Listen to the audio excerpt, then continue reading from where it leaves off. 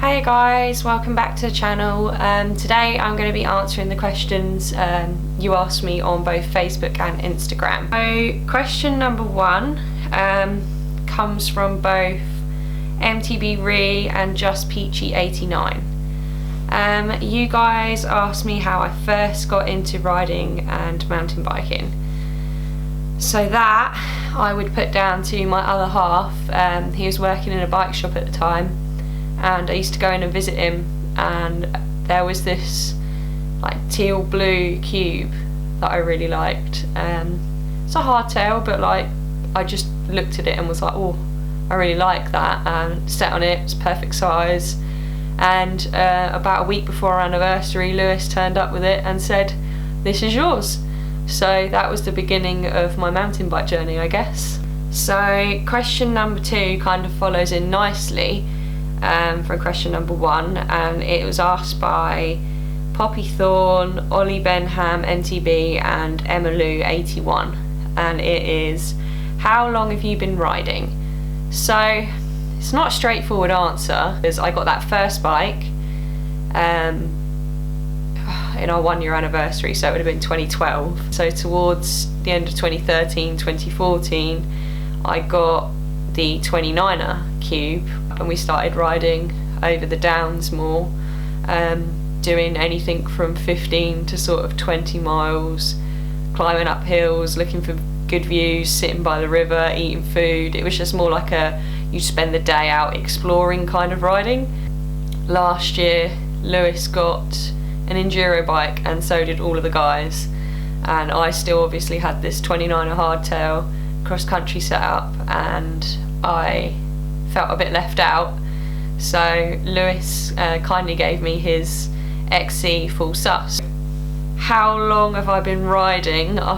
Leisurely rides probably about 5-6 years, and jumping probably about 14 months. Bike parks, the first time I went to a bike park was 29th of September 2019.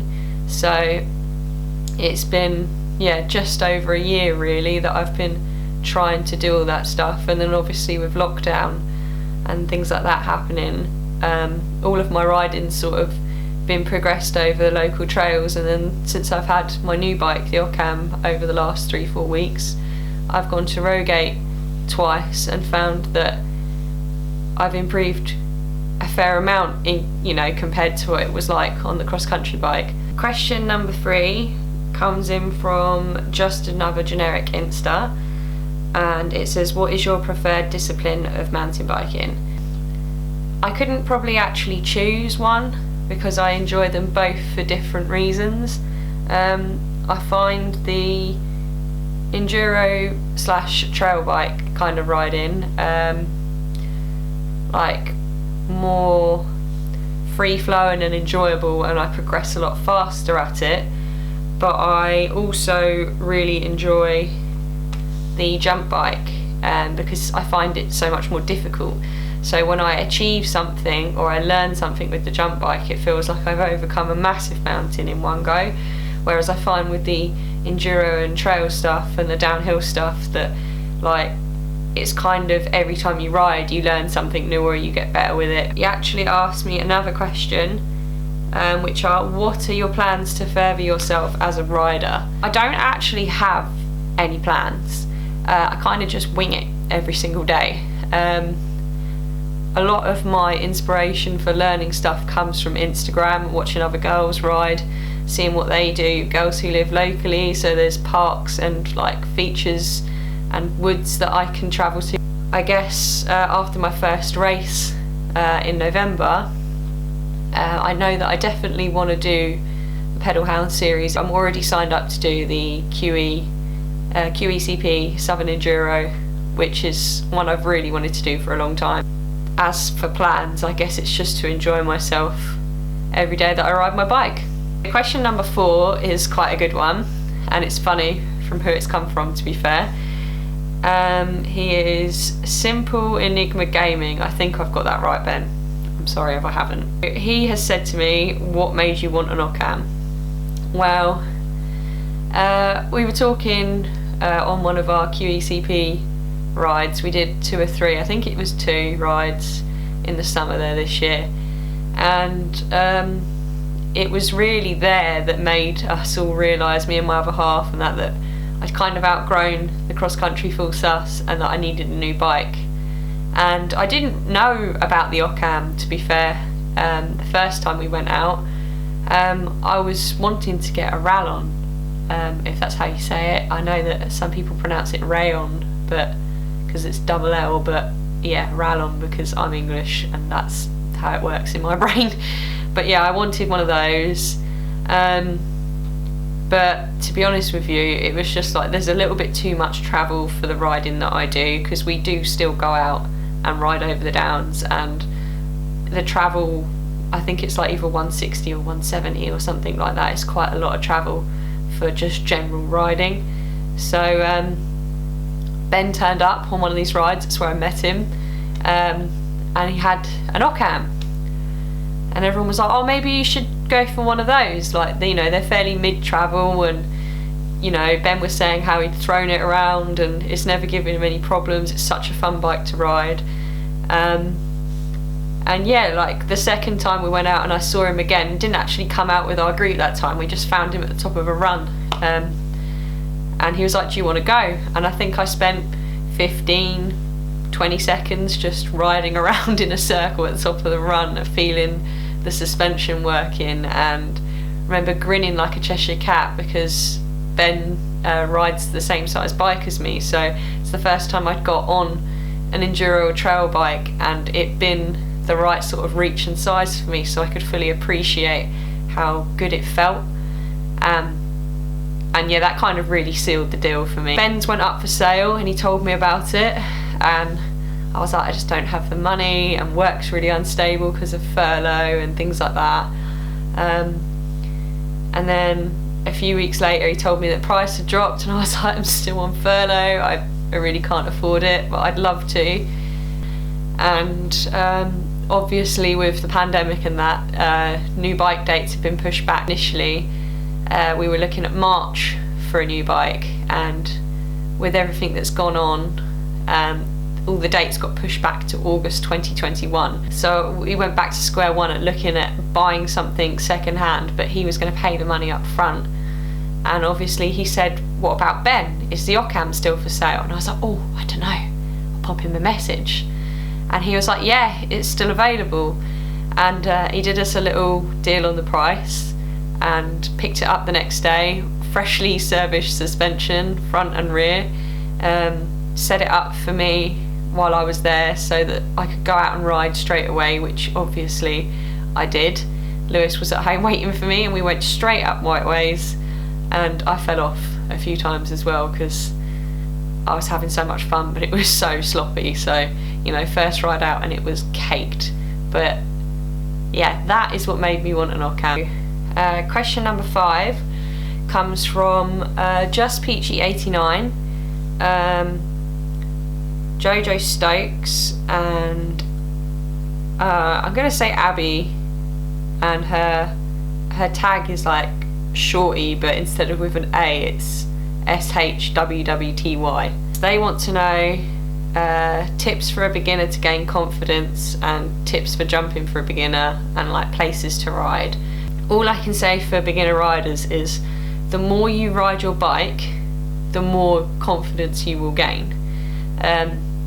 It won't all come in one day, obviously, but you just, every little thing you do on your bike, every hour, minute spent on your bike, you will be honing those little like basic skills, like your bike control, your speed, like where your weight should be. It all comes with just riding your bike more frequently. Every ride you do teaches you something and hones a skill. So just whatever you feel comfortable doing, keep doing it, and your confidence will build, and all of a sudden things that you found scary, you won't find scary anymore. Ride with someone else as a beginner, because if something does happen, there's always that person to help you out and get you home, etc., that kind of stuff. Safety in numbers, always. As for jumps tips for beginners, so for tables, you obviously, your first jumps are going to be tabletops.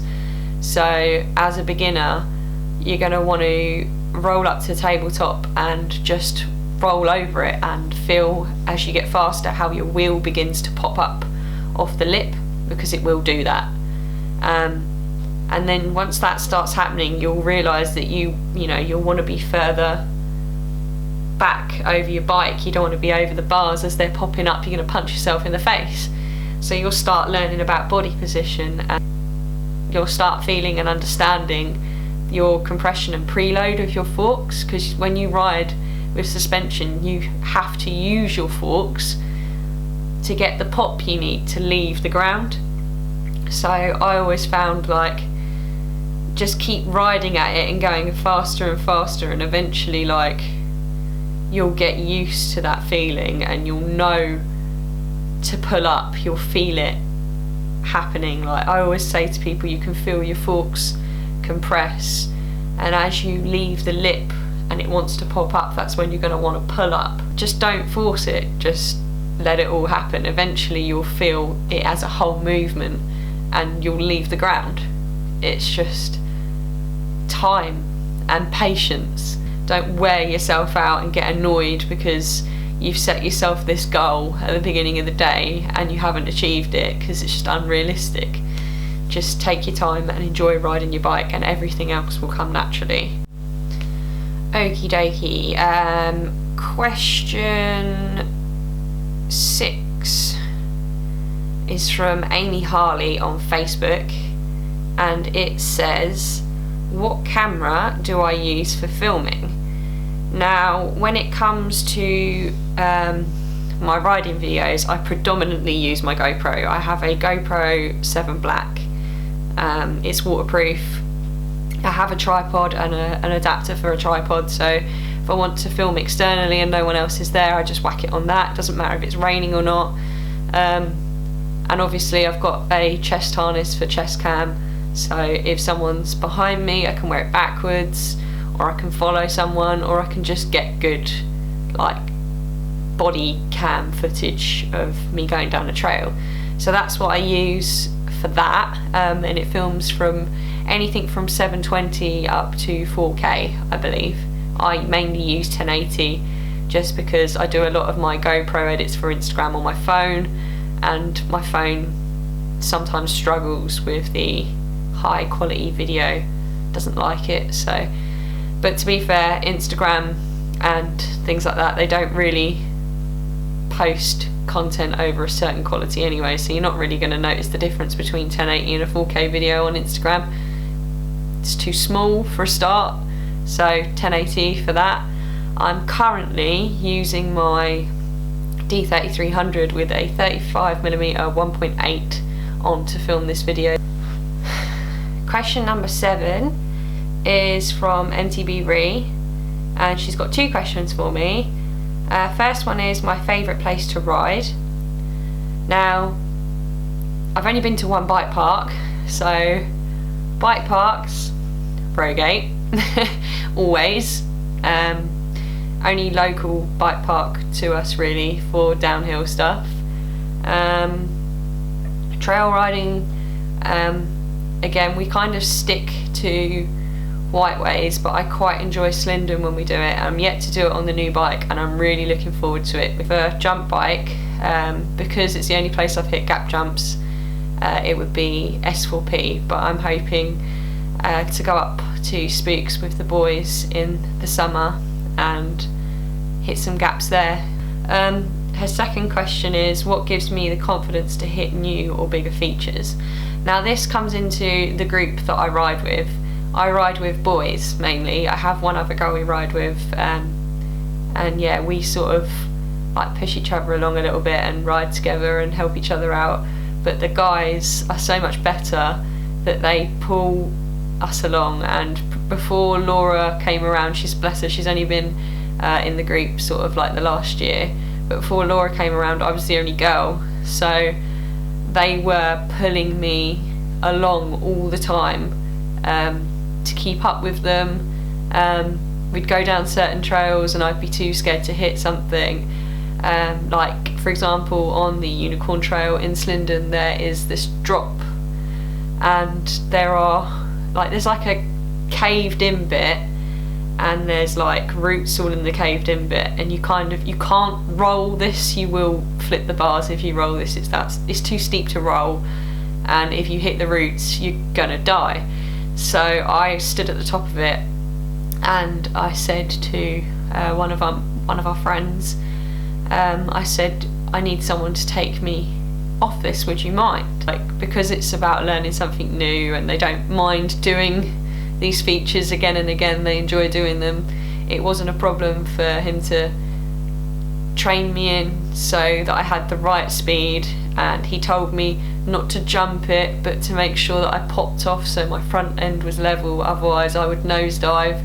So I think having somebody that doesn't mind setting your speed and training you into something so that you know how to approach it and what not to do helps me massively. And obviously I follow a lot of girls like yourself on Instagram, and you all inspire me to do new things and try new features. Yeah, being trained in, I guess, gives me the confidence. Question number 8 comes from Not So Big Bike Lee. He says, would you rather be the most stylish on the hill or the fastest? I guess that really does depend on the scenario, but obviously if I'm at a race then I'm going to want to be the fastest. But when it comes to a bike park and riding with the guys and being at Rogate, they're all able to like whip and throw shapes and that sort of stuff. I'd like to be able to do more of that. So again, depends on the environment. Question 9 comes in from Ace of Paints, and she wants to know, how does riding make me feel? Now, riding for me is a pure escape from life. Whenever I ride, I forget absolutely everything. There is no room in my brain for anything else other than the current moment. I'm quite often scared, and I couldn't possibly concentrate on anything else because I'm focusing on not dying on whatever I'm doing on my bike. Second of all, it fills me with so much like joy. It sounds really cringy, but it genuinely does fill me with so much joy that I couldn't possibly have another thought or have a negative feeling or thought when I'm on my bike. Now, this last question is a bit of a joke, to be honest. Come from my boyfriend at Mark1Jewis, if anyone wants to follow him.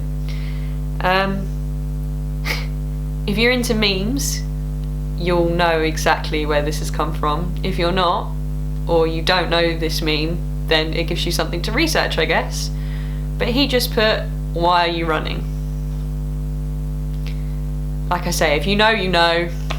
If you don't, you got something to research. That was roughly 10 questions. I hope you enjoyed it. I hope you've found out everything you wanted to know. If not, drop some more questions in the comments and I'll quite happily reply to them. Leave a like if you liked it, and subscribe, and hopefully I'll see you in the next one. Bye!